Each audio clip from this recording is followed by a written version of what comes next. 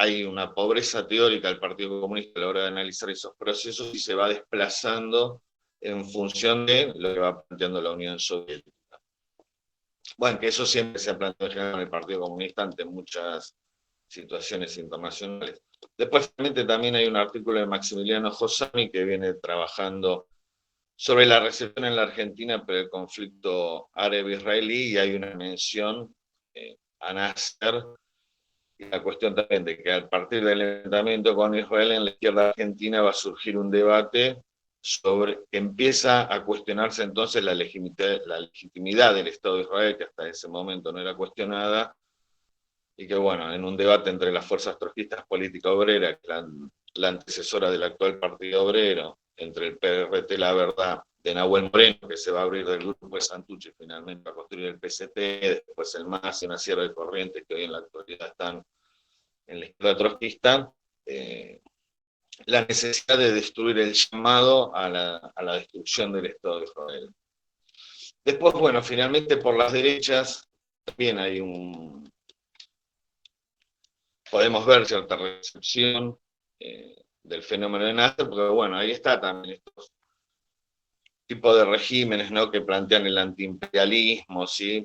También una cuestión de una comunidad organizada, podríamos decir, de un socialismo independiente y no marxista, y esa posición antiimperialista plantea también despertar simpatía en sectores de las derechas tradicionales o filosofistas que también son antiimperialistas, ¿no? Y en el caso de la agrupación Tacuara, hay un artículo de un autor mexicano, Carlos Fernando López de la Torre, del 2016, que se llama El filoarabismo del movimiento nacionalista Tacuara, Fundamentos, y salió un libro que prometió hace unos años Israel, Palestina, Pasión Argentina, compilado por el profesor por Emanuel Cajan, que es un docente de la Universidad de La Plata. Y bueno, se afirma eso, justamente que la figura de Nasser converge en tanto un símbolo y una expresión del nacionalismo revolucionario árabe y enfrentado a Israel y a las potencias, así como Francia, Inglaterra, se veía que Egipto y el nacionalismo árabe enfrentaban los mismos enemigos que se enfrentaban en la Argentina, que era el poder judío, y entonces a partir de ahí hay cierta interpelación y cierta cuestión de que, bueno, se adhieren, despierta simpatías en esos sectores, también así como también genera rupturas. Lo que vamos a ver en el caso particular de las derechas es que esa adhesión a Nasser va a generar, no va a ser esa sola, pero esa cuestión tercermundista de ciertas derechas, entre las cuales obviamente está la figura de Nasser, como decía, va a generar debates y rupturas, ¿no? Bien, bueno, ya en la cuestión con el texto de Nadra que tomé como fuente, bueno, siempre que lo encontré también en otras agrupaciones de izquierda para empezar a hablar de Egipto y de Nasser, se remontan a la época de los faraones para hablar de una civilización en esplendor que linealmente, ¿no?, víctima siempre de las invasiones de distintos, pero los romanos, después Napoleón, finalmente los turcos, los ingleses, de todos los imperialismos. A partir del año 52-53 y con la nacionalización de Suez, marca una ruptura total y el camino para poner en pie una nación independiente, ¿sí? Independiente, soberana, con vistas, bueno, a emanciparse del yugo colonial y que de alguna manera confirma las tesis planteadas del imperialismo como la etapa ya decadente del sistema capitalista, la ruina del colonialismo y que abre puertas, bueno, a pensar una nueva sociedad. Casualmente, bueno, ahora estaba en el texto, no va a haber ninguna, a ver, teniendo en cuenta la nacionalización del canal de Suez, ¿no?, que fue, como les decía, un baño, una cachetada, un baño de realidad a las aspiraciones del colonialismo inglés y francés, que bueno, después del contexto de la Guerra Fría, ¿no?, con el predominio de Estados Unidos en el mundo capitalista, el desplazamiento de esas potencias, del otro lado la URSS, bueno, no habría mucho margen, digamos, ya para sostener el tema, o sea, ese lugar que buscaban estas potencias imperialistas, el texto lo va a plantear en esos términos, son manotazos de ahogado, y bueno, hay que estar alerta a las intenciones de Estados Unidos, que más allá de tener ciertos coqueteos con Egipto, lo que tiene el mismo propósito que el resto de los imperialismos, de perpetuar la dominación en esos países, ¿sí? Desde un lugar, pero desde una beta oportunista, y se alerta a Egipto y a todos los sectores, digamos, del mundo afroasiático a no caer en la trampa de Estados Unidos. Por el otro lado, se va a colocar a la Unión Soviética como la gran amiga de los pueblos, ¿sí? Y el faro, digamos, para, de alguna manera, que todos esos movimientos de liberación nacional encuentren en la URSS a un aliado y alguien que genuinamente está preocupado por desarrollar sus intereses. Finalmente, bueno, después de relevar, se va a mencionar también la posición del Partido Comunista de Egipto, donde se señala una crítica, hay un apoyo incondicional, digamos, a la nacionalización del canal, pero sí se señala, bueno, que el gobierno de Nasser, al no abrir el juego a muchas fuerzas patrióticas populares, le resta apoyo y masividad a la acción. Acá, bueno, hay que tener en cuenta también una cuestión, el gobierno de Nasser, que no se menciona en el texto tampoco, el gobierno de Nasser fue muy represivo con la izquierda y en particular con el Partido Comunista, ¿no? Pero bueno, no se menciona ninguna de esas cuestiones. Recién Nasser va a tener una política flexible, sí, de dar, conceder libertades a presos políticos después del año 59-60. En ese momento era muy duro, así como tenía acuerdos con la Unión Soviética, al interior era muy duro con la fuerza izquierda y en especial con el Partido Comunista. Bueno, finalmente, después de hacer un recorrido, sí, por toda la situación, los pronunciamientos del PSA y Medio Oriente, en relación al Partido Comunista Argentino, tengamos en cuenta que este año 56-57 es muy reciente el derrocamiento de Perón, no se menciona Perón, no se menciona el peronismo, pero se llama que en función de las elecciones que deja Egipto, la salida para la Argentina, que también era el mismo, enfrenta a los mismos enemigos imperialistas y también busca su camino de emancipación, hay que buscar un gobierno de convergencia democrática, sí, donde lo integren también las fuerzas patrióticas y genuinas que quieran un desarrollo independiente del país. Bueno, finalmente, bueno, en todo esto lo que podemos agregar, si bien el texto es un texto de propaganda política, ¿no? Básicamente hay un acontecimiento y la necesidad de un partido político que interviene en la coyuntura y que tiene una vocación internacionalista, en los términos, bueno, pertenece, ¿no?, a una red de partidos comunistas que, bueno, después de la Segunda Guerra, incluso con mucho prestigio en muchos lugares del mundo, reclama todo el tiempo estar pronunciándose por situaciones que pasan en los ámbitos internacionales, de hecho en los mismos semanarios de los periódicos. Bueno, es una práctica recurrente en la izquierda esta, ¿no? Y el Partido Comunista se veía esta necesidad de rápidamente poder dar cuenta de lo que pasaba y, bueno, de trabajar los textos, llamar y tomar la necesidad de tomar una posición rápida con respecto a los hechos. Así que, bueno, esto es un poco lo que trabajé. Quiero continuar después, obviamente, abordando, profundizar en el estudio del Partido Comunista, que me parece que es uno de los actores que más fuente nos puede proporcionar para el trabajo, y bueno, continuar con otras fuerzas de izquierda nacional, más lo que previamente trabajé del trotskismo, para, bueno, poder plasmarlo en una tesis. Bueno, acá finaliza mi exposición. Muchas gracias. Bueno, Gustavo, muchas gracias.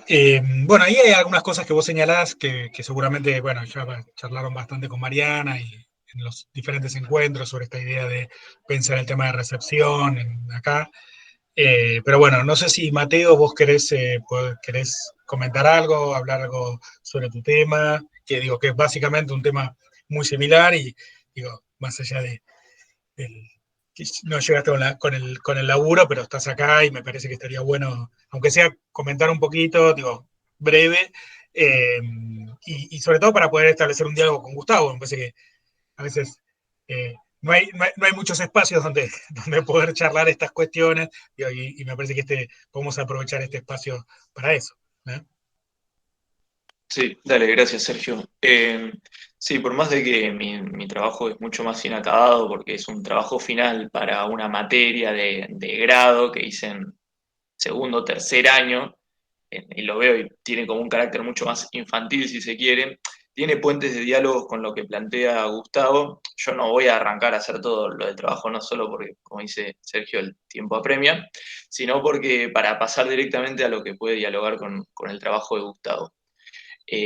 Esto de la nacionalización del canal de Suez, que pone en evidencia justamente estas potencias que ahora habían pasado al segundo orden, que ya no eran aquellas potencias imperialistas del siglo decimonónico, sino que ahora estamos en un contexto de relaciones de poder de Guerra Fría, y que nada iba a pasar por una intervención imperialista sin el visto bueno de estas nuevas potencias.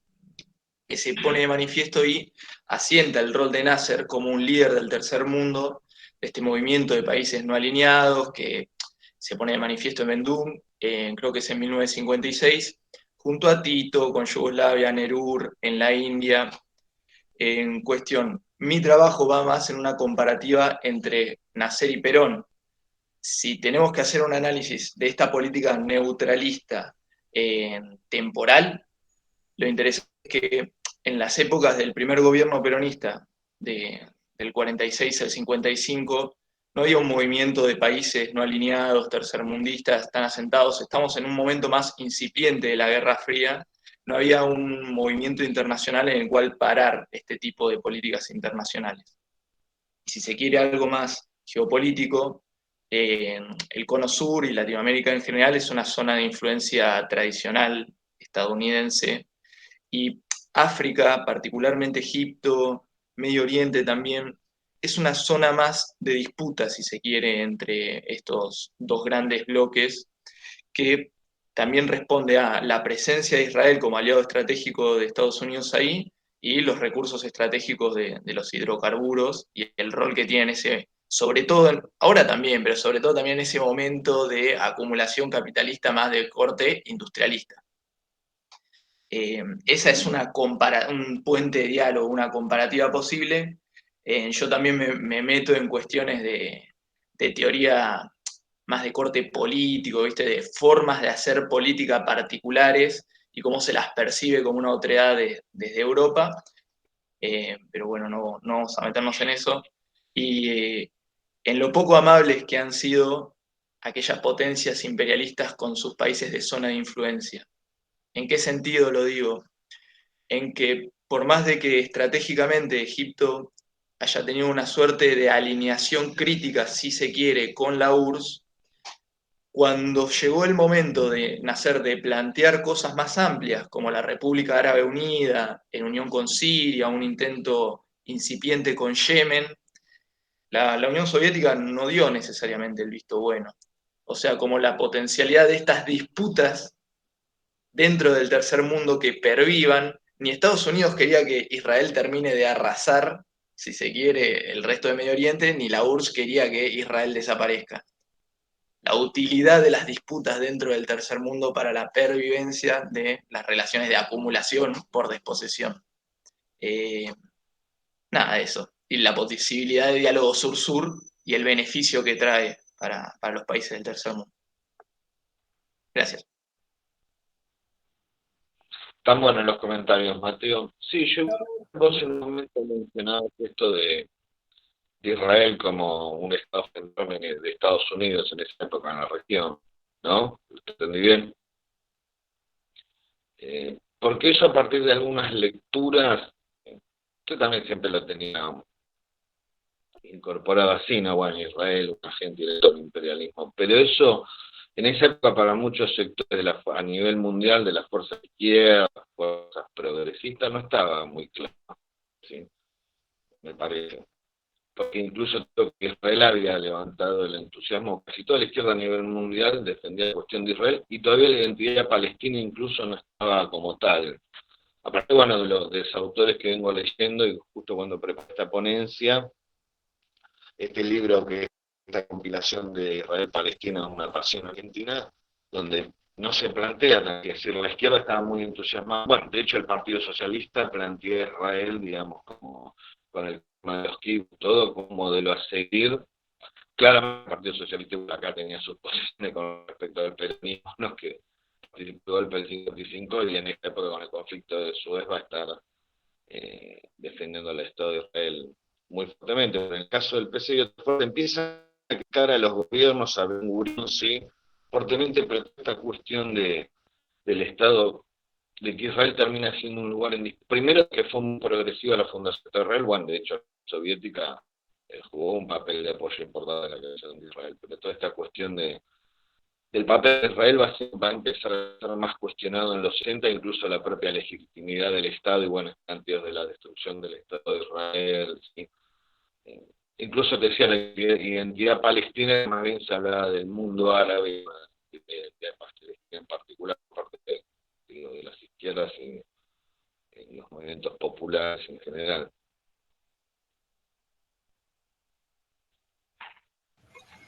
Sí. Perdón, ahí a mí lo que me interesaba también destacar es, en clave esto que planteaba Mariana sobre el tema de la recepción, ¿sí? Es un poco esto, qué discusiones habilita, que es un poco lo que vos señalás, Gustavo, que me parece que estaría bueno para plantear esa discusión. Digo, ¿qué es esta discusión? ¿Cuál es, a ver, en primer lugar, cuánto se sabe objetivamente del, del conflicto en sí, ¿no? Un poco lo que plantea Mariana respecto de Argelia. Bueno, ¿cuánto se sabe de Argelia, cuándo se está discutiendo Argelia en sí y cuándo en realidad se está discutiendo otra cosa? Digo, y finalmente, digo, como vos señalás, Gustavo, digo, todos los partidos políticos tienen que tener posicionamiento sobre lo que pasa en el planeta. Bueno, entonces tenemos una matriz y bueno, vamos para allá. Digo, me parece ahí digo, que es un poco la caricatura, ¿no? Siempre las críticas al PC es esa, ¿no? Bueno, ya hay un esquema de clásico, no salen del Lenin, o incluso con los trotskistas, digo, con cierto grupo trotskista, bueno, no salen de Trotsky, bueno, entonces ahí es una matriz que te sirve para explicar el mundo y sus alrededores, y ahí me parece que lo que está bueno de esto que vos estás haciendo, Gustavo, es como tratar de mirar, salir de esa superficialidad y empezar a ver otras cuestiones, ¿no? Esto, cuando decís, bueno, ¿qué se discute en la izquierda argentina? Eh, no simplemente esto de decir, bueno, digo, el esquema, digo, que a priori uno ya podría intuir qué iban a decir, ¿no? ¿Qué iban a decir? No, se lees a Lenin, siguen a la Unión Soviética, van para allá, mirá cuál fue el posicionamiento de la Unión Soviética, y entonces ahí ya te sale cuál va a ser el posicionamiento del PC. Pero me parece que esto que vos señalás, Gustavo, incluso digo, respecto a lo que planteaba Mariana sobre la revista Che, ¿no? Que yo desconocía hasta que leí el artículo de Mariana, en donde el PC incluso pone guita ahí. Entonces, donde también trata de generar como ¿cómo se llama? El frente, de intervenir en el frente cultural de una manera que no sea tan lineal, ¿no? Entonces, a mí me parece que es interesante como esta búsqueda, ¿sí? Que es, por un lado, ver cuál es la linealidad, ¿no? Que responde a como ciertas cuestiones más o menos previsibles, ¿no? Del esquema imperialismo, antiimperialismo, bueno, las grandes potencias se pelean, bueno, qué sé yo, digo, que es más o menos lo previsible, lo que uno podría esperar siguiendo los clásicos y aplicando una fórmula casi mecánica de cómo aplicar Lenin al mundo contemporáneo, ¿no? Y que me parece que hay otra capa que vos estás ahí, que me parece que la riqueza de la investigación que vos haces aparece como una capa en donde es, digo, la cuestión va más allá de eso, ¿no? En las diferentes fuentes que vos estás explorando, bueno, acá traes a Nadra, y bueno, uno podría esperar, bueno, no podría esperar menos de Nadra, ¿no? Uno podría decir eso, ¿qué cosa podría decir Nadra? Digo, no va a desafiar la postura de la Unión Soviética, pero me parece que sí es interesante lo que plantea. Bueno, acá lo que está refrendando es una política o sea, una política hacia el peronismo en Argentina, una política que lo que está planteando es cuál es la discusión sobre la situación en Argentina. Digo, me parece ahí que eso es interesante. Digo, también, volviendo a lo que había planteado Mariana al principio, sobre esta idea de la universalidad, ¿no? Digo, de qué categorías universales utilizamos para poder, de alguna manera, servirnos de otras experiencias o nutrir nuestra formación o nuestra experiencia política o pensar nuestras estrategias políticas a partir de otras experiencias. Y eso solamente se puede hacer a partir de pensar cuáles son los elementos, entre comillas, universales, ¿no? Cómo se construye esa solidaridad, que a priori esa solidaridad no está dada, sino que hay que construirla, ¿no? Entonces, a mí me parece que es interesante eso. Lo que planteas, bueno, un poco también lo que plantea Mateo, ¿no? Digo, de poder pensar ese esquema más general, pero además de ese esquema general es pensar qué otras discusiones están por atrás de esos planteos más generales que a priori, digo, uno los podría pensar en términos generales, ¿no? Digo, y para diversas situaciones, ¿no? Entonces, sí, bueno, esta idea de, bueno, los grandes imperios tienden a la división de los oprimidos, bueno, pero eso lo podemos decir del Imperio Romano en adelante.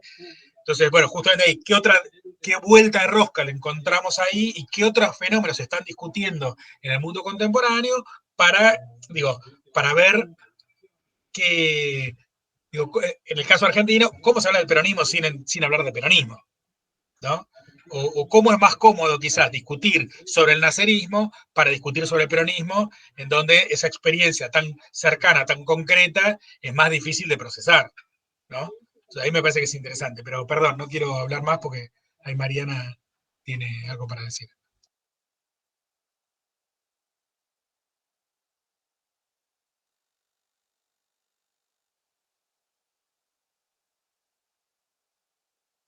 Estás muteada, Mariana.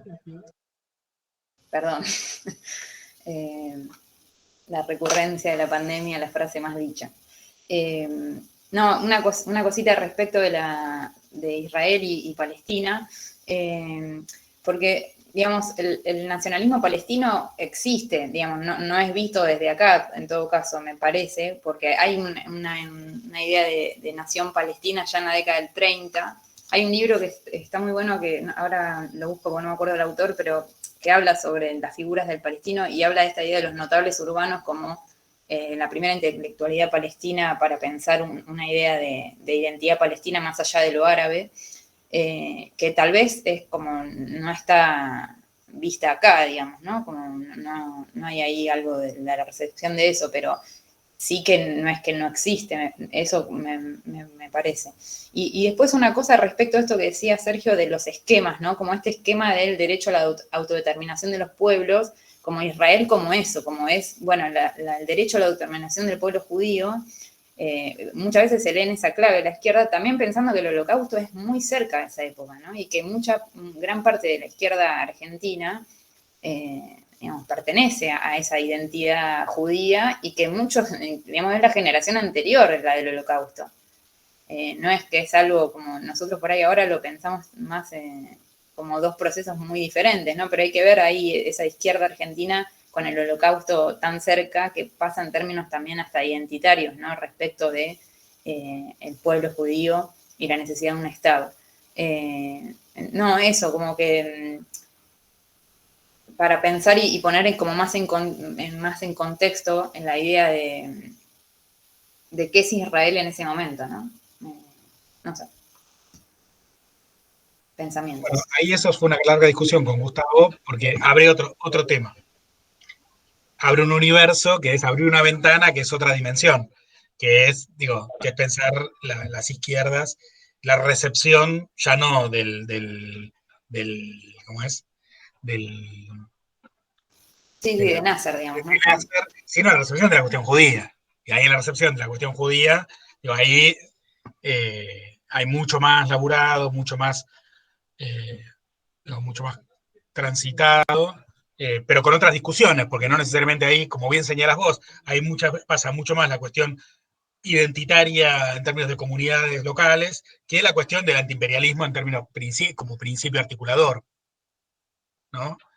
Acá, desde el nacerismo está bien, hay comunidades árabes que lo reivindican, pero muchísimas de las simpatías con el nacerismo van en esa lectura más antiimperialista que la reivindicación de la autodeterminación del mundo árabe o incluso del panarabismo, porque se puede hablar del panarabismo, sí, pero en términos acá como muy genéricos, ¿sí? No en los mismos términos en los que plantea Nasser en ese periodo. Entonces ahí me parece que la riqueza del recorte en algún punto justamente tiene que ver con pensar esa cuestión del antiimperialismo, si vos querés.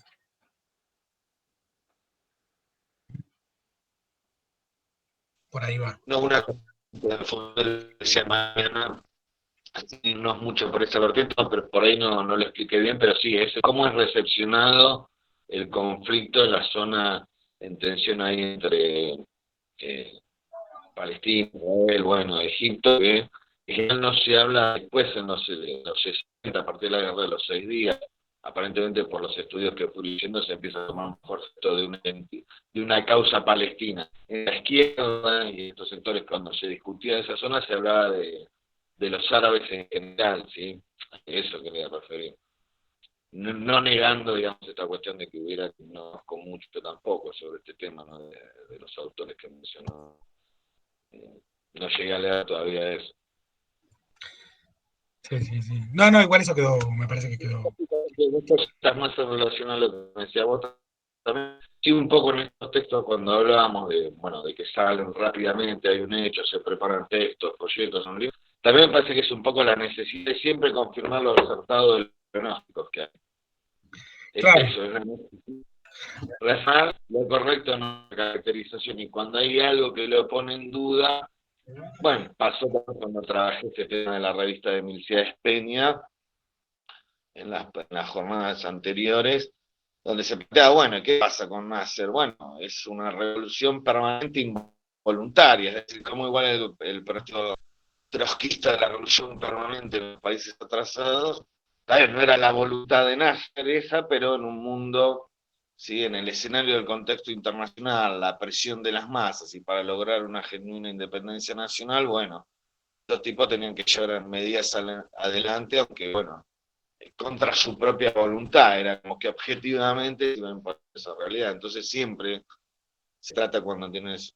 Sí, lo que yo noté diferente, Sergio, es con por ejemplo, los cuadernos del Moore, donde también hay una necesidad política, está pensando en un desarrollo nacional, todo, pero sí donde hay un estudio, es decir, es un material político, lo hace una agrupación política, pero sí hay un estudio más...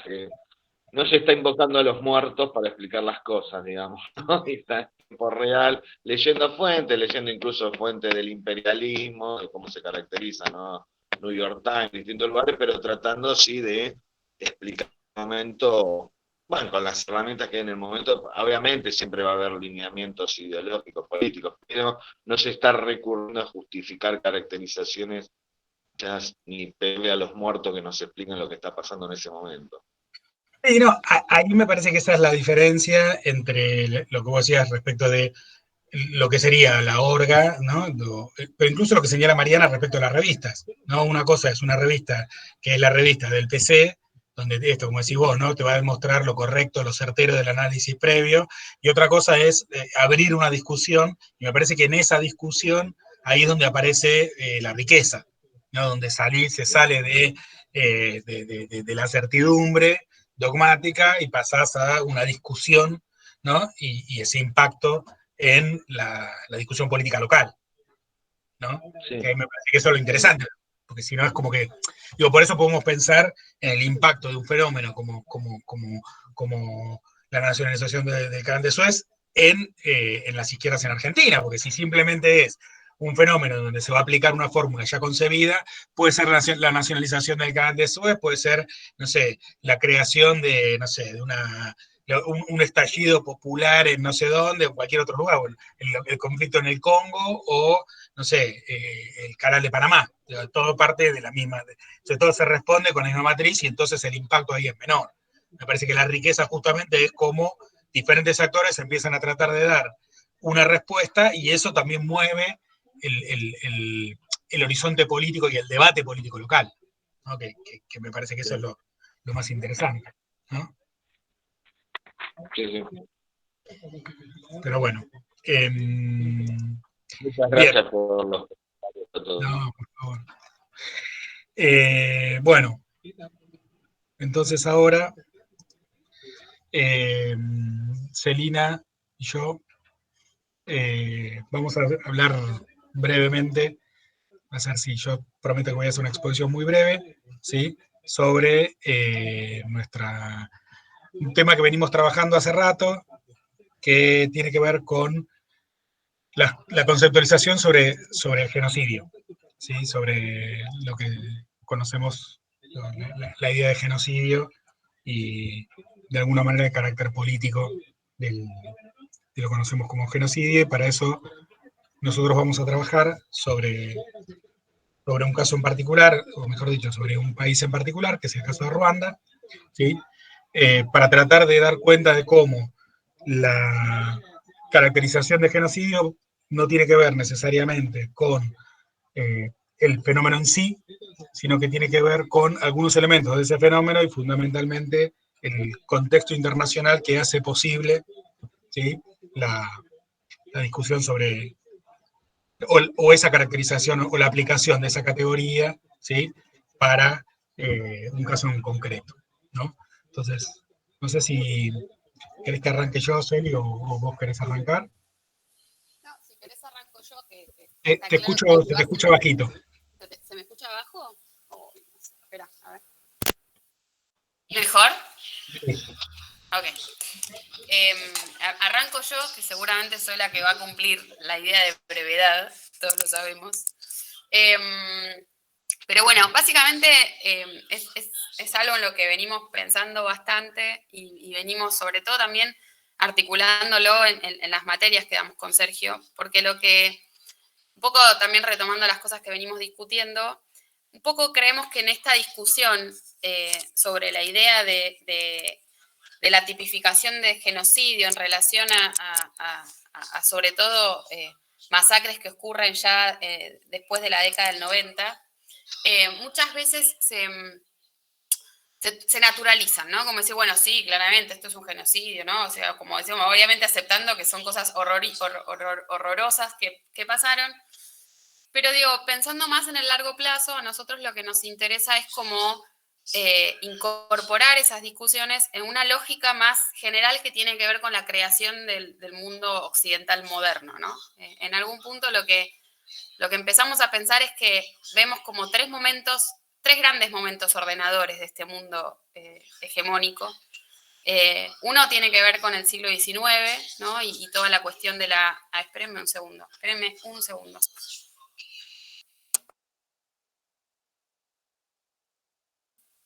Perdón. Una que tiene que ver con el siglo XIX y con toda la discusión que se da a partir de la idea de la abolición de la trata esclavista después de la esclavitud, que, digamos, hay un autor que se llama Maigret, que nosotros lo trabajamos bastante en clase, pero que un poco lo que empieza a trabajar tiene que ver con cómo en algún punto ese debate sobre la idea de la abolición de la trata empieza a generar uno de los primeros acuerdos en términos de los valores que nuclean a esa comunidad internacional occidental, ¿no? Digo, claramente bueno, que viene también con la idea de la Declaración de los Derechos del Hombre de fines del siglo XVIII, ¿no? Bueno, como ahí hay un poco lo que nosotros empezamos a trabajar, o sea, lo que se empieza a ver es como esta construcción de este nosotros, ¿no? Que claramente se va a ver como pues mucho más justificado y plasmado a fines del siglo XIX en los movimientos de colonización hacia África sobre todo, ¿no? Esta idea de que, bueno, de que hay un acuerdo, ¿no? De que son ciertos valores los que nos unifican, los que nos unen, y ese claramente es como un gran principio, es como un primer proceso ordenador de ese nuevo mundo. El segundo momento, claramente, es este momento en el cual vamos a hablar un poquito ahora, que tiene que ver con el fin de la Segunda Guerra Mundial, ¿no? Donde ahí claramente, por eso nos interesa como marcar estos principios ordenadores, ahí claramente hay una nueva reconfiguración después de lo que fue los horrores de la guerra, los horrores del nazismo, ¿no? Hay como un retomar esos valores, ¿no? Esos valores que nos hacen como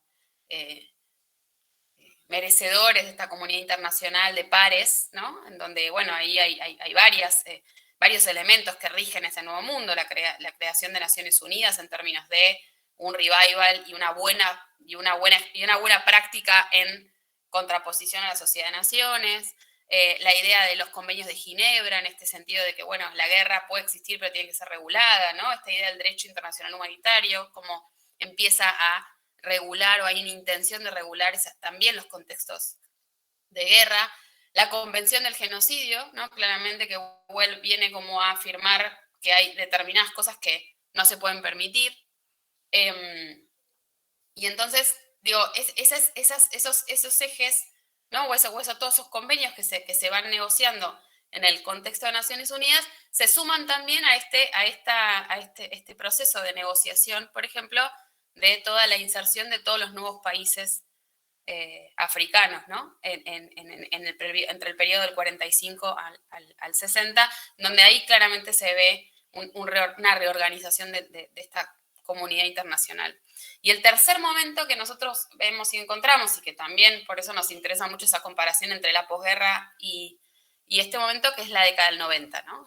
El fin, digamos, el fin de la Guerra Fría, ¿no? Y ahí es donde aparecen y se vuelven a retomar, ¿no? Y en Naciones Unidas está todo el tiempo, se vuelven a retomar aquellos principios de los primeros años de posguerra, se vuelven a retomar esos acuerdos, ¿sí? Y empieza a jugar de nuevo un poco esta lógica del reordenamiento de la comunidad internacional, y ahí es donde nosotros creemos que la idea de genocidio aparece, y la idea sobre todo de los tribunales ad hoc que van a trabajar sobre la idea de genocidio, que básicamente es Ruanda, porque Yugoslavia no es derecho internacional humanitario, no es genocidio, pero claramente esos tribunales, bueno, no somos nosotros, hay muchos también que lo trabajan, esos tribunales son reordenadores y son retomadores de esos valores originados en la Segunda Guerra Mundial, ¿no? Entonces lo que nosotros creemos es que no es casual que aparezca genocidio en los tribunales de Nuremberg y de Tokio, y que recién aparezca, ¿no? la idea del juzgamiento por genocidio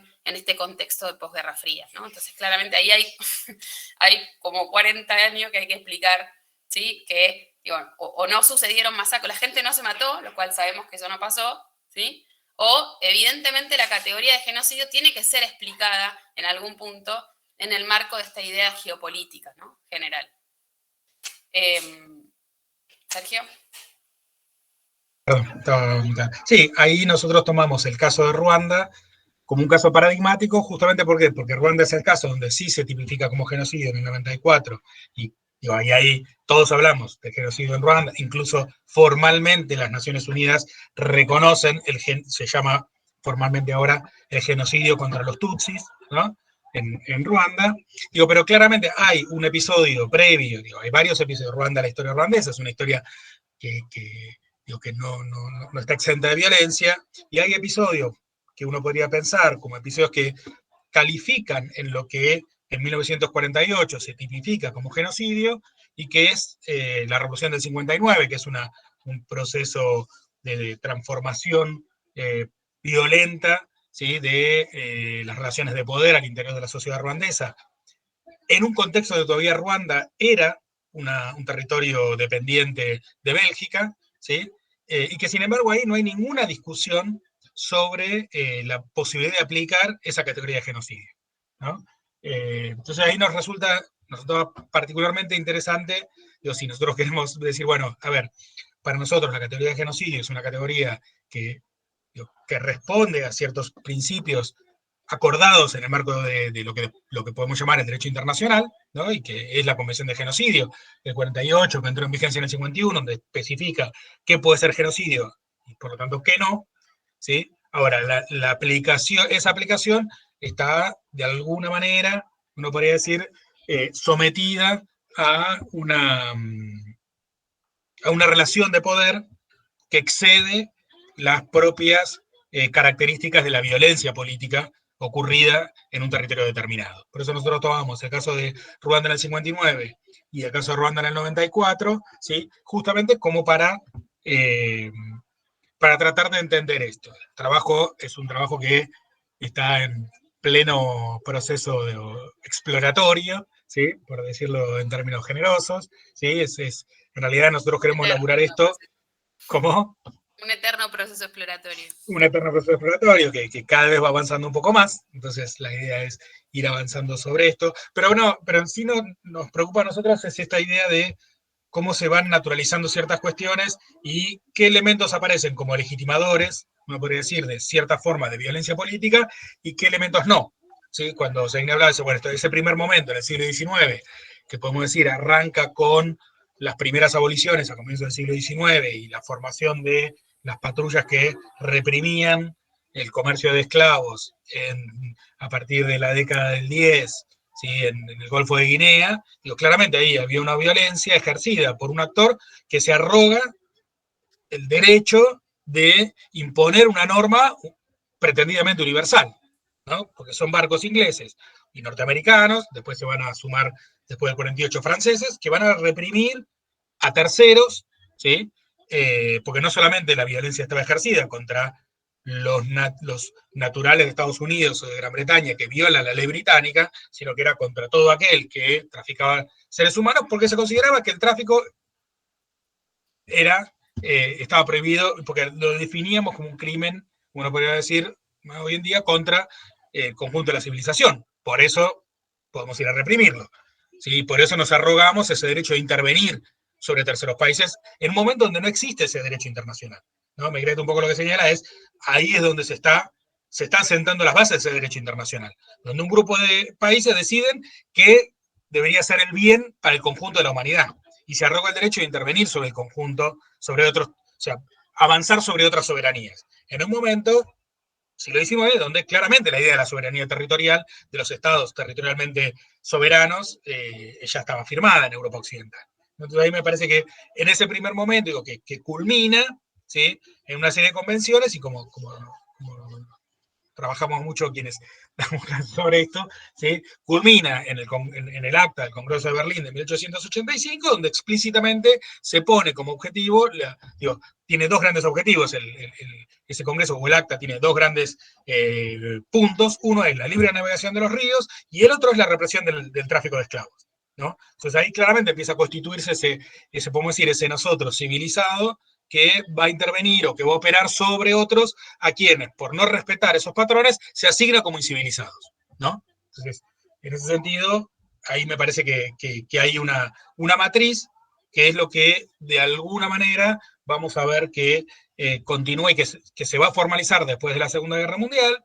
Si uno podría decir, bueno, la formalización del delito de genocidio, entre otras cosas, uno podría afirmar, y esto también son cosas que tendríamos que seguir avanzando en nuestra justificación, digo, pero son hipótesis que por ahora permanecen en el campo de la hipótesis, porque justamente esas atrocidades se cometieron contra personas europeas, ¿no? Digo, el exterminio sistemático de personas, la violencia estatal ejercida sobre personas indefensas, se ejerció en Europa, no se ejerció en Asia, no se ejerció en América, no se ejerció en África, y es por eso que de alguna manera hay una búsqueda de tipificación, de consensuar y de definir qué es lo que nosotros estamos dispuestos a definir como legal, o qué prácticas son legales y qué prácticas son ilegales, y en qué momento nosotros como comunidad internacional nos tenemos que constituir como sujetos para reprimir esto, ¿sí? Bien, lo que queda claro es que, digo, esa idea, digo, cuando uno mira la definición de genocidio, está muy asociada a una crítica, que es la crítica de uno podría decir, de la idea de la nación etnocentrada, ¿no? Por decirlo de alguna manera, ¿no? Digo, cuando hay porque lo que es objeto de represión es un grupo étnico que se considera enemigo, ¿no? Entonces, digo, claramente esa definición está muy anclada en las definiciones del nazismo, ¿no? Sobre qué es alemán, qué es ser, qué es ser racialmente puro, ¿no? Y la deriva que eso tuvo desde 1941 en adelante. Entonces, el problema ahí es que esa definición para el caso africano y específicamente para el caso ruandés es una definición que todavía no está cerrada. En la sesión de mañana hay un trabajo que habla específicamente sobre la disputa de la construcción de naciones en Ruanda, ¿no? Donde habla sobre las formas alternativas de pensar la idea de nación, y que claramente para después de la Segunda Guerra Mundial están en tensión en Ruanda. No hay una idea de identidad nacional, y de alguna manera las disputas, uno podría decir en términos muy generales, que esas disputas en términos de qué es la nación, o sea, qué es ser ruandés, y por lo tanto quién debería tener plenos derechos, ¿sí? Hay una vertiente que está mucho más anclada en una cuestión racializada, en una lectura racializada que tiene una tradición colonial, ¿sí? De definir a los hutus como nativos y a los tutsis como extranjeros, ¿sí? Y en ese sentido los verdaderos ruandeses serían los hutus, ¿no? Y los tutsis, perdón, para quien no lo sepa, los tutsis son la minoría, que son una minoría definida incluso legalmente como tal, como minoría, desde la década de 1930, durante el gobierno colonial belga, pero que son los que están en el poder, ¿sí? La monarquía, Ruanda es una monarquía desde desde el inicio de la dominación colonial, Ruanda entra, podemos decir, en el mundo colonial como una monarquía, primero bajo la tutela alemana y después bajo la tutela belga, pero esa tutela lo que hace es consolidar esas identidades. Después de la Segunda Guerra Mundial, y sobre todo después de la segunda mitad de la década del 50, lo que empieza a aparecer es una narración, una búsqueda identitaria que constituye la identidad ruandesa, no en plano de los que viven en Ruanda, sino en planos racializados, en planos de somos los Hutus, los verdaderos ruandeses, y los Tutsis, como otros, son extranjeros. ¿Sí? Frente a esa mirada, hay otra mirada, que es una mirada más originada, sobre todo desde el poder, desde el poder, desde el poder ruandés, ¿sí? Desde la monarquía ruandesa, mejor dicho, ¿sí? En donde en algún punto la idea de ciudadanía es todos los que viven en Ruanda, ¿sí? Y que de alguna manera la monarquía lo que hace es brindar un marco de identificación común y brindar el marco político, de organización político para el desarrollo de esa nación ruandesa. Esos dos discursos entran en disputa a fines de la década de 1950, ¿no? Con el manifiesto Hutu, todo esto vuelvo a insistir, en el contexto todavía de la dominación colonial belga, ¿sí? Donde esta disputa política es curiosa porque se da en un contexto de dominación colonial. ¿Sí? Esta discusión política se da en el contexto de la dominación colonial belga, donde Bélgica todavía tiene obligaciones como administradora, ¿sí? No es una colonia formal, es un territorio administrado, ¿sí? Porque había sido una colonia alemana y entonces entra bajo un capítulo diferente en el sistema de Naciones Unidas, pero Naciones Unidas tiene un derecho de ejercicio de la supervisión de los asuntos políticos, económicos y sociales en Ruanda, y es en ese marco donde se plantea esta discusión. ¿Sí? Y esta discusión se va a resolver violentamente en 1959 con la llamada Revolución Hutu, que básicamente es a partir de un proceso de apertura política en el cual de alguna manera estas dos discusiones, estas dos formas de concebir la nación aparecen en disputa, una disputa cada vez más violenta. ¿Sí? Hay un incidente menor, que es que a un dirigente de un determinado partido, que era un Hutu, lo aprietan en una reunión, le golpean, crece el rumor de que lo habían asesinado, y frente a eso hay un levantamiento y una suerte de violencia generalizada de población Hutu contra la población Tutsi, que obliga, de hecho, donde hay varios cientos de muertos, el exilio de miles de Tutsis, incluso del rey y la Casa Real ruandesa. ¿Sí? Eso en la narrativa, cuando interviene Bélgica, las fuerzas belgas intervienen apoyando la tesis Hutu, ¿sí? Y se apoyan en los grupos Hutus, entre otras cosas porque los grupos Tutsi ya desde fines de los 40 venían reclamando la autonomía y la eventual independencia, algo que Bélgica no estaba dispuesta a negociar, ¿sí? Y el gobierno belga interviene, y eso es y queda incluso incluso en la narración histórica, queda como la revolución del 59, y fue leída en muchos casos justamente como una revolución social de oprimidos, de esas mayorías oprimidas, Hutus, contra sus opresores Tutsis, que encima eran extranjeros, ¿no? Y en ese sentido, esa revolución del 59 crea un mito fundacional de esa idea de nación, pero que en ningún momento entra la discusión sobre el genocidio. Cuando a todas luces lo que hay es una definición en términos racializadas de ciertas identidades culturales, y hay un grupo que decide avanzar sobre otro y expulsarlo no solamente del poder, sino incluso avanzar sobre su eliminación física o sobre su expulsión del territorio. ¿Sí? Y de hecho, este es el mito que va a ser el mito fundacional de la nación ruandesa contemporánea. ¿Sí? Ruanda va a ser independiente 3 años más tarde, y esa independencia se va a reivindicar como la continuación del legado de esa revolución del 59. ¿Sí? Entonces ahí aparece una narrativa nacionalista, donde entra la lógica, esto entra más en la lógica de la descolonización que en la lógica de la violencia genocida. ¿Se entiende esto? Ahí hay una tensión que me parece que es importante, que nosotros queremos seguir trabajando justamente para ver cómo se aborda esto. ¿Sí? La deriva de ruandesa, ¿sí? a lo largo de los 60 y sobre todo los 70 es de una deriva más autoritaria, en algún punto que no difiere demasiado de otras derivas autoritarias en países de la región, pero la diferencia es que acá esa deriva autoritaria se legitima fuertemente en un discurso racializado, ¿no? Y es lo que en algún punto explica el inicio de la guerra civil en Ruanda en 1990, ¿sí? Y el genocidio de 1994.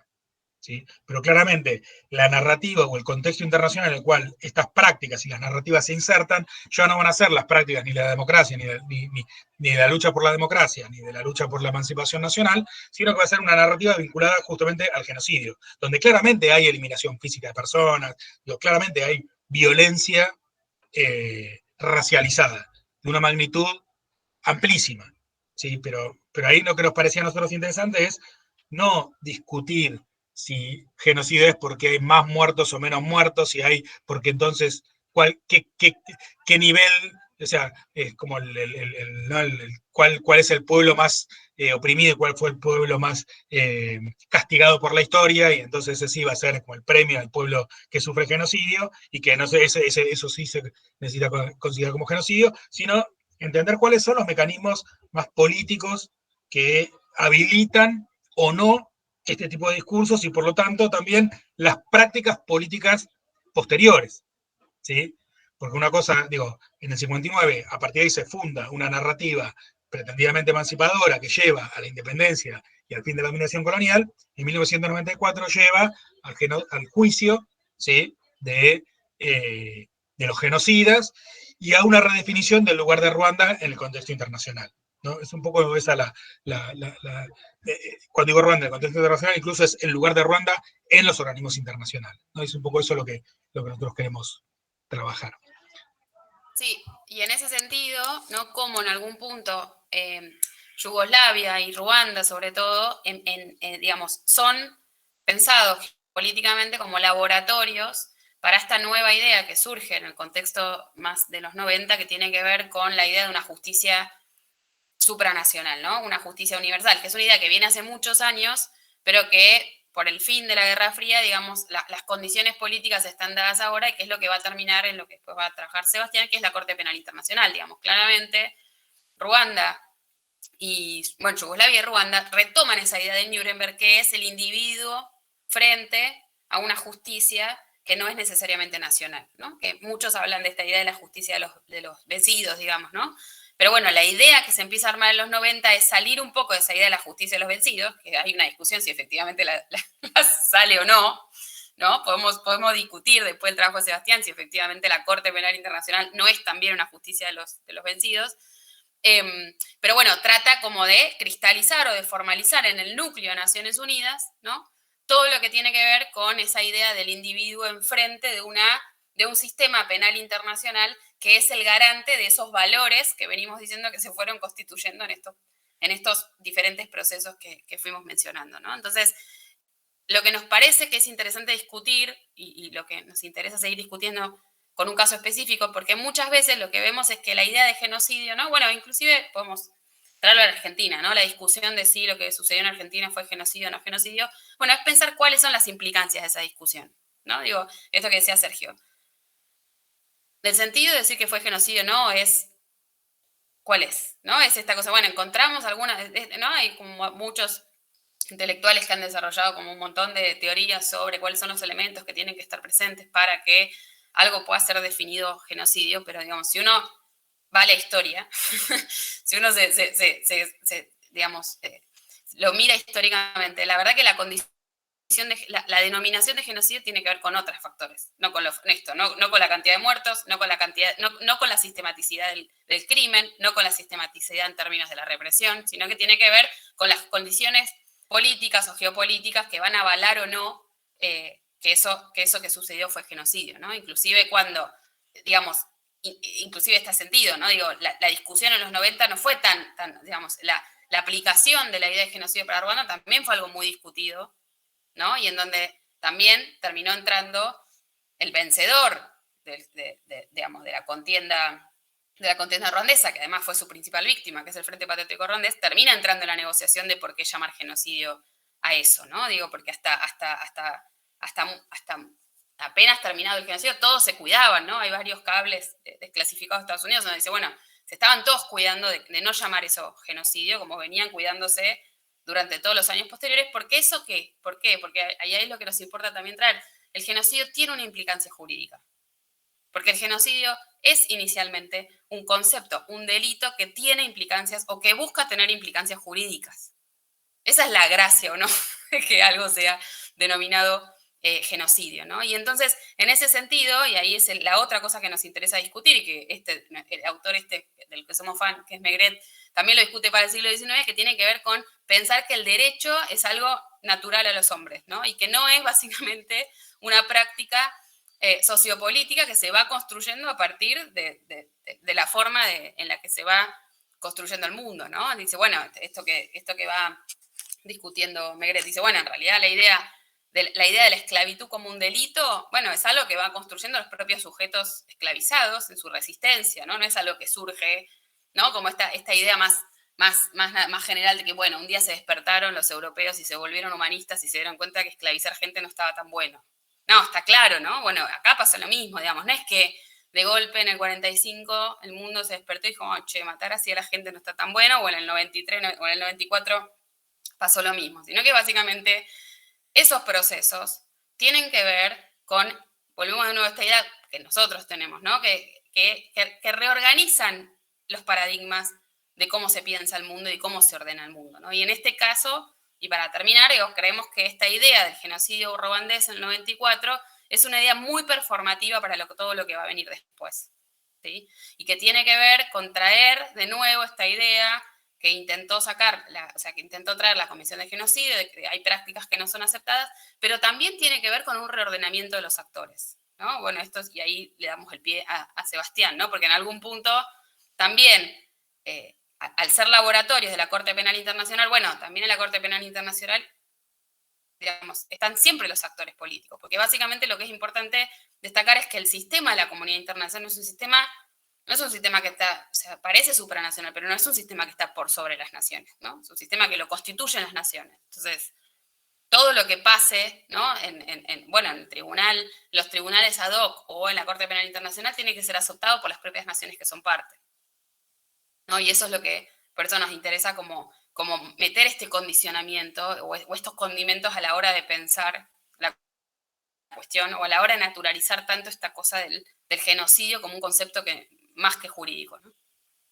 Pero bueno, lo podemos dejar acá y podemos hacer que retome Sebastián, que bueno, creo que su ponencia tiene que ver también con todas estas reflexiones que fuimos compartiendo en las diferentes instancias. Él lo ha trabajado más seriamente que nosotros, por lo menos con Fuentes por ahora. Pero bueno, esto por ahora es lo que... Dale.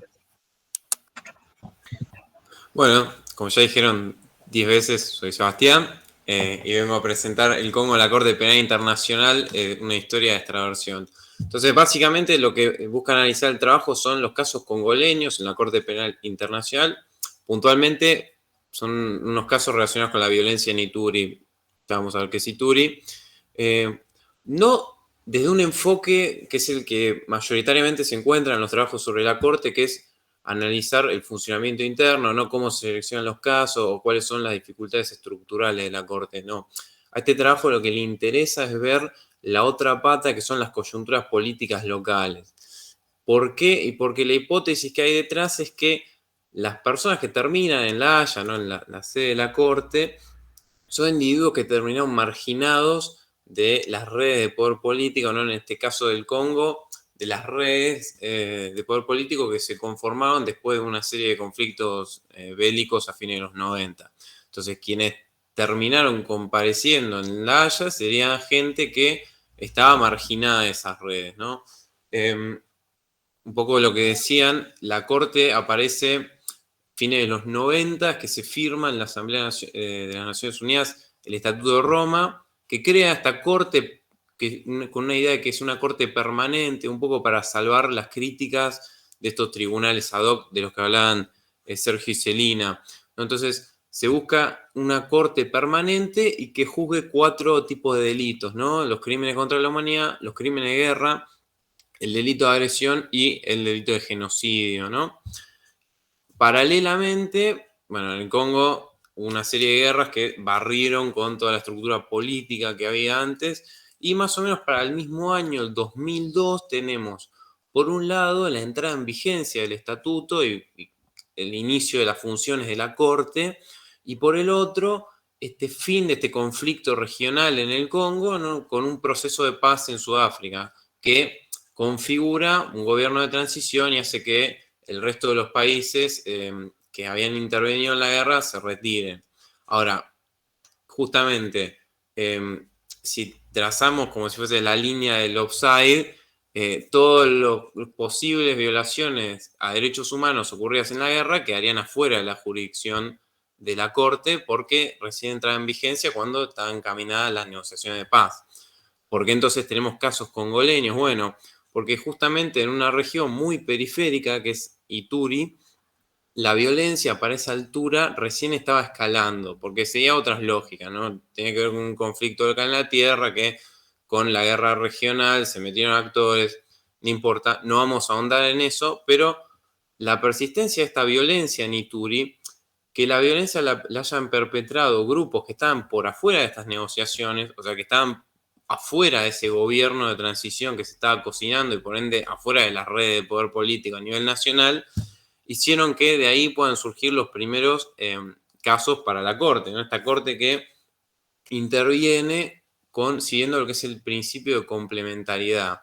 O sea, no juzga cuestiones que la justicia local sí juzgue, sino aquellas que la justicia local no quiere o no puede procesar. ¿No? En el caso hay una figura que habla en el Estatuto de Roma, que es el colapso total o sustancial del aparato judicial. Este sería el caso del Congo, ¿no? Si uno revisa, ¿no?, todos los informes de la ONU, que son muy divertidos de leer, sobre el estado de la justicia, encuentra esto: falta de jueces, falta de recursos, interferencias. Estas condiciones entonces abrieron la puerta a que la Corte Penal Internacional pueda juzgar a diferentes referentes de estos grupos que perpetúan la violencia en este lugar tan periférico que era Ituri. Entonces, básicamente en nuestra hipótesis, digo, esto de estar marginados de las redes de poder político se concretan en tres elementos. Digamos. Eso es una forma de buscar cosas puntuales, ¿no? Primero, son sujetos que no eran funcionales a la política de este gobierno de transición, a la política del oficialismo, ya sea porque siempre estuvieron en oposición o en rebelión al gobierno, sea porque en su momento fueron funcionales y lo dejaron de ser. Esto tiene que ver con esta lógica de que en un momento el gobierno como que militarizó ciertos grupos para contrarrestar a otros que le eran opositores, no importa. Pero digo, básicamente la gente que terminó en La Haya no era funcional del oficialismo, había perdido el patrocinio de los otros actores regionales del conflicto, ¿no?, principalmente Uganda y Ruanda, que al principio ¿sí?, fomentaban estos grupos y que después a ciertos referentes fueron quitando el apoyo. Y otra característica que se ve es que siempre cuando son detenidos es fuera de sus bases de apoyo territorial. Ninguno de estos referentes fue detenido en Ituri, siempre en la capital, o bueno, hay uno que se entregó en la embajada estadounidense en Ruanda. Pero eso también tiene que ver con otra debilidad estructural de la Corte, que ahora no viene al caso. Ahora bien, esto de que sean sujetos marginados de las redes políticas nacionales, lo que nos lleva a pensar es en un vínculo entre el gobierno local y la Corte, en línea con lo que un autor que se llama Bayard llama, ¿no?, las estrategias políticas de extraversión. ¿Qué es esto? Bueno, como instrumentalizar una relación de dependencia con un poder extranjero. Digo, en esta situación de vulnerabilidad del gobierno local del Congo, que es un gobierno que está saliendo de una guerra, que necesita del apoyo financiero, el apoyo militar, el apoyo diplomático de esta comunidad internacional, bueno, poder aprovechar y administrar esa renta de la dependencia, como dice Bayard. ¿En qué sentido? Bueno, se haría una doble operación. Por un lado, ¿no?, entregando estos sujetos que rompen esta lógica y estos valores de la comunidad internacional, ¿no?, que la comunidad internacional emite órdenes de captura, que la comunidad internacional sanciona desde el Consejo de Seguridad, ¿no?, entregando a estos actores por un lado se congracia con ese sistema internacional de cuyo apoyo tanto depende. Y al mismo tiempo le sirve para neutralizar ciertos elementos que son o difíciles de cooptar o cuya cooptación es inestable porque o ya sus grupos no responden a ellos, qué sé yo. Algunos de estos líderes se integran a las Fuerzas Armadas congoleñas, pero sus grupos siguen ejerciendo ataques contra el personal de Naciones Unidas o contra trabajadores humanitarios, y eso genera un problema. Entonces, como que al gobierno local le conviene, está doblemente, entregar a estos sujetos porque esto se congracia con la comunidad internacional y elimina ciertos elementos que son disruptivos de ese nuevo orden que se había construido. Y para pensar también, esto hablaba Celina de esto de que hay ciertos crímenes que parecen que son imperdonables. Bueno, esto para pensar en otro trabajo, ya excede un poco lo de esta ponencia, que es qué pasa cuando estos muchachos salen de la cárcel, porque de estos 4 casos analizados, hay 2 que ya se encuentran en libertad, ¿no? 3 fueron condenados y de esos 3 hay 2 que se encuentran en libertad. Y hoy día forman parte de una comitiva oficial justamente para negociar con los grupos que siguen en rebelión contra el gobierno en Ituri. Entonces la pregunta es, ¿son tan imperdonables los crímenes que juzga la Corte Penal Internacional si hoy esos sujetos que fueron condenados, no es que fueron sobreseídos, fueron condenados, fueron encontrados culpables, pueden reintegrarse de alguna manera a las redes políticas y tener cierto prestigio, incluso ser visto como referentes, como útiles al gobierno? Es una cuestión que se da ahora y que queda ahí en el tintero para ver más adelante. Gracias. Buenísimo. Bueno, muchas gracias. Bueno, perdón, no hice la introducción, pero como ven, el bloque entre Santiago y Celina y yo cambiamos violentamente de espacio temporal, de marco temporal, básicamente para ganar cohesión la sesión de mañana, ¿no? Porque hoy a la tarde va a trabajar Ignacio con ponencias sobre el mundo asiático y sobre China, sobre Corea, sobre Japón. Entonces, para ganar cohesión, nosotros que estábamos venimos más cerca en el tiempo, nos pusimos juntos para poder charlar. Entonces, un poco era eso, perdón que no hice la aclaración previa, ¿sí? Entonces, bueno, no sé si hay alguna pregunta, algún comentario, porque a mí me parece que, bueno, lo de Sebastián, me parece que va en línea un poco con lo que nosotros estamos trabajando también sobre esta relación entre justicia y política, podemos decir. Dale, Nacho. Ahí, digo, nosotros tenemos como cierta mirada bastante parecida que fuimos trabajando a partir de varias charlas y varias discusiones sobre, bueno, un poco tratar de entender de qué estamos hablando cuando hablamos esto del derecho internacional, de la comunidad internacional, ¿no? Siempre esto que miramos, ¿no? Cuando decíamos quiénes son los que están en la Corte Penal Internacional. Perdón, acá José María está haciendo algo del registro de asistentes, ¿sí? Que en realidad es bueno, muchos son los que van a estar en la mesa, creo que todos. Los que no van hoy van a estar mañana en su mesa. Entonces, ahí no sé, José María, si vale la pena que se noten ahora o directamente van a tener el registro como expositores mañana. ¿Sí? Perdón, y ahí entonces, bueno, un poco esto que yo decía, si uno miraba quienes buscan en la Corte Penal Internacional o eran morochos o tenían turbante, ¿no? Un poco claramente ahí hay una cuestión política que era incluso muy evidente, ¿no? Ahora, en el último año creo que fue emblanqueciéndose un poco, pero no demasiado. Pero bueno, nada, un poco esas son nuestras preocupaciones y la idea es eso, poder trabajar. Exacto, José María, van a estar inscritos como expositores. Así que bueno, en ese sentido, nuestra línea de investigación iba un poco por ese lado. No sé si hay alguna pregunta, algún Sí, no, comentario. a mí me parece, lo que me parece esta idea de extraversión, para mí es una idea que es como muy tentadora. Quizás me queda como la sensación de que quizás hay que complejizarla un poco más, ¿no? Como bueno, esto, ¿no? Esto que hablábamos, como decir, bueno, ¿cuál es el cambio en el contexto, ¿no? Digo, yo insisto mucho en los contextos. ¿Cuál es el cambio en los contextos entre los 60, entre los 90? Como, bueno, ver ahí cómo efectivamente juega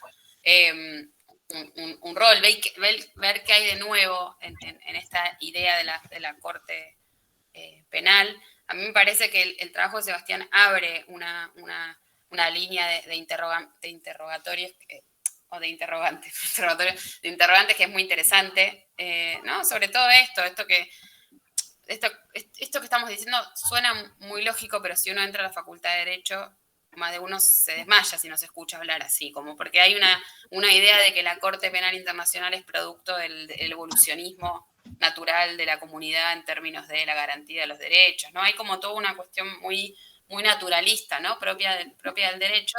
Entonces, a mí me parece que romper esa idea con estudios de casos tan concretos es muy interesante. Y hay otra idea que a mí me parece muy interesante que trae Sebastián. Yo la pensé mucho para Sudáfrica, que tiene que ver con la idea de la justicia como un acto de remisión, ¿no? Y como un acto de limpieza que permite la reincorporación al mundo de lo político, ¿no?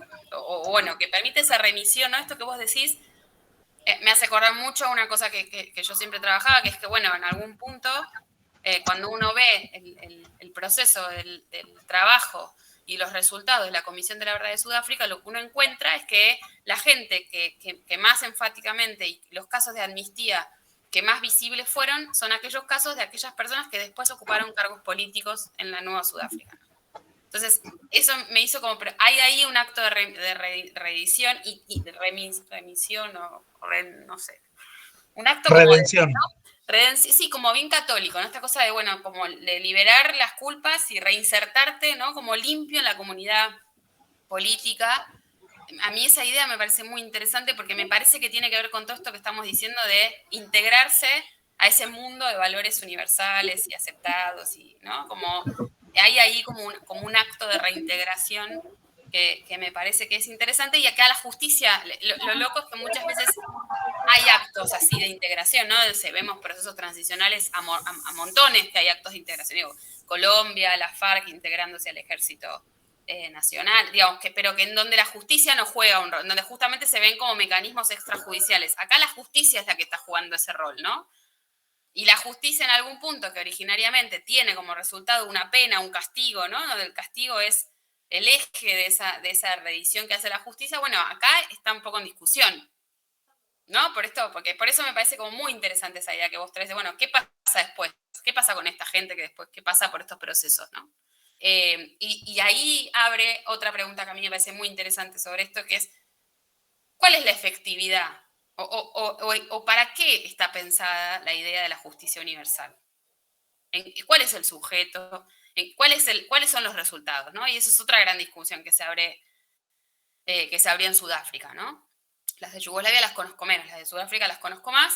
Sí, bueno, ¿cuál fue el resultado del Tribunal Internacional de Ruanda? Para la constitución, para la reparación, para el proceso de reparación, de justicia, de verdad, en lo local, ¿no? Bueno, está claro que no fue mucho.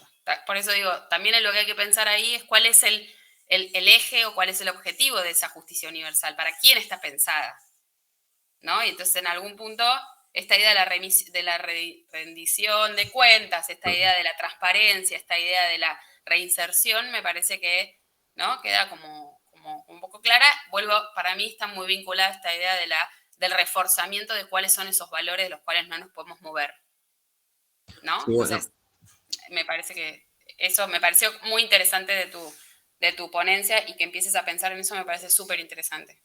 Sí, bueno, desde lo simbólico, digo, uno de estos personajes, el Luanga, que encima fue el primer condenado a la corte, cuando sale de la cárcel, sale todo vestido de blanco, y lo primero que hace es ir a misa, comulgar. Entonces es como que, de vuelta, de lo simbólico, esta redención, expiar la culpa, hasta el mismo tipo lo quiso mostrar y decir, o la vuelvo puro y en comunión ya con el bien, ¿no? Sí, uno podría decir en algún punto que también ese es el objetivo de la condena, ¿no? Decir, bueno, hay condena y decir, bueno, yo me hago cargo, reconozco los errores, yo que estuve del otro lado, puedo volver, ¿no? Claro, pero ahí hay una discusión que es interesante, porque la condena no necesariamente implica una aceptación por parte del No, sí, no, me imagino que en estos casos, en los casos donde por eso a mí me parece interesante, porque no es un proceso de amnistía esto, es un proceso no, de juicio penal que los traen de las orejas, los van a buscar por Sí, todo sí. el mundo, los traen, los sientan y los juzgan. Inclusive habría que analizar, ¿no? Como te tiré la otra, te tiro esta, Sebastián, es como habría que analizar cuáles son las narraciones que ellos cuentan en la corte. Porque hay que ver si aceptan responsabilidad, culpabilidad, porque va más allá de eso. Por eso a mí me parece interesante, porque no es un acto bueno, hoy no la tengo con la palabra, pero no es un acto de amnistía. Es muy distinto. Sí, tal cual. ¿Se entiende? O sea, a mí me parece que eso es muy, por eso me parece súper interesante esto que trae Sebastián y que abre Sebastián. Es decir, es muy distinto eso, ¿no? Sí, bueno, porque por otra parte, porque justamente lo que se están condenando no son crímenes políticos. La Corte no necesariamente tiene que condenar, porque lo que se condena es justamente lo que está por fuera de lo que debería, entre comillas, sería tolerable en el marco de un conflicto político. O sea, la violación, ¿por qué se condena? Bueno, flaco, porque no, puede haber muchas formas de violencia, pero justamente sí, la violación no es. No me queda tan claro eso igual, ¿eh? Es Yo, una gran no sé. discusión, me parece. Bueno, ahí tenemos otra mesa para la próxima. Pero vamos sumando discusiones sin escribir nada nosotros, no puede ser. No, este Pero paper sale con porque fritas. es la gran discusión sobre la cuestión del genocidio. El genocidio no es un crimen, o sea, no es un crimen que implica, o sea, no es político, es, ¿entendés? O sea... Sí. Por eso digo, un crimen político entra por una vía y para eso puede haber amnistías porque se resuelve en términos políticos. Los otros crímenes no se pueden bueno, pero no eso se pueden tiene que ver, perdonar. por eso no tiene que ver con la tipificación del crimen, sino que tiene que ver con el contexto geopolítico que lo define. Exacto, totalmente. ¿Qué cosas vos vas a considerar, entre comillas, políticamente aceptables, de violencia aceptable, y qué cosas de violencia no? Bueno, pasa que hay algunas cosas que ya son aberrantes.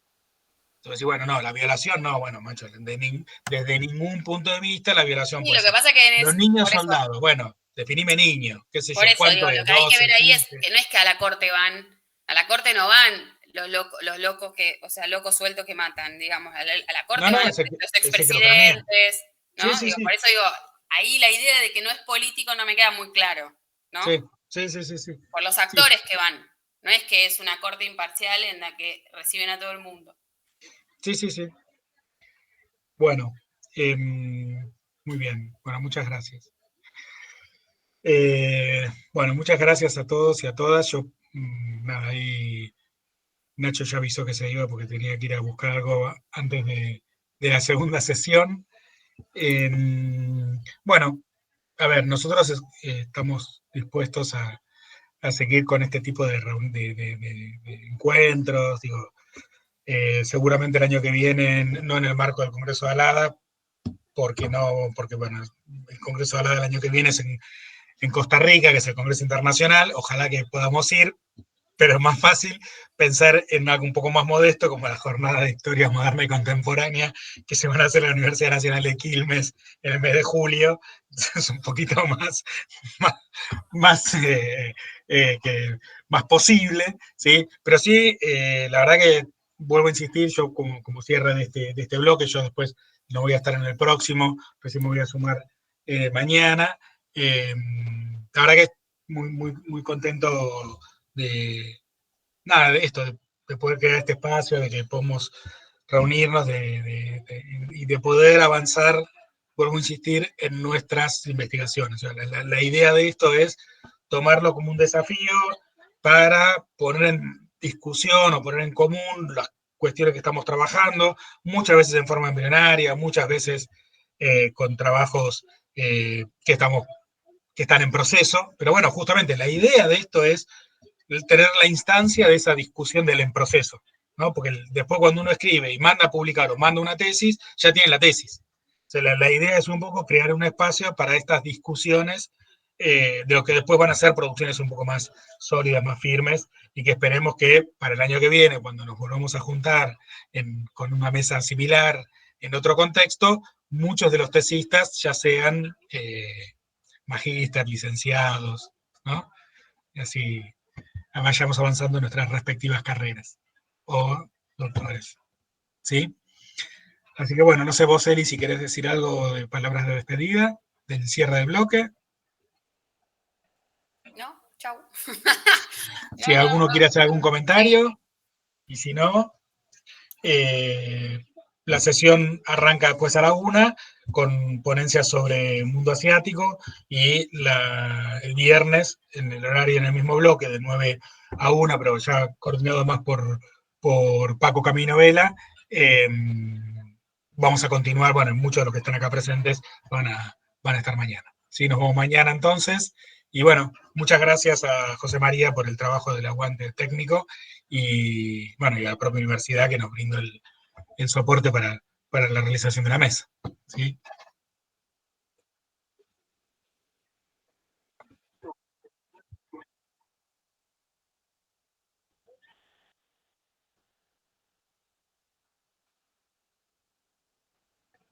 Ah, 14. Ah, mira, ahora le aviso a Ignacio. Porque Ignacio tenía 13, nosotros teníamos, no sé por qué, teníamos 13 registrados, pero bueno. Ah, no, 14, perdón. Sí, sí, tenés razón, 14. Yo digo 13, pero es 14, tenés razón. Perdón. Gracias, José María. Nos vemos, se verán entonces a las 14. Dale. Muchas gracias y nos vemos.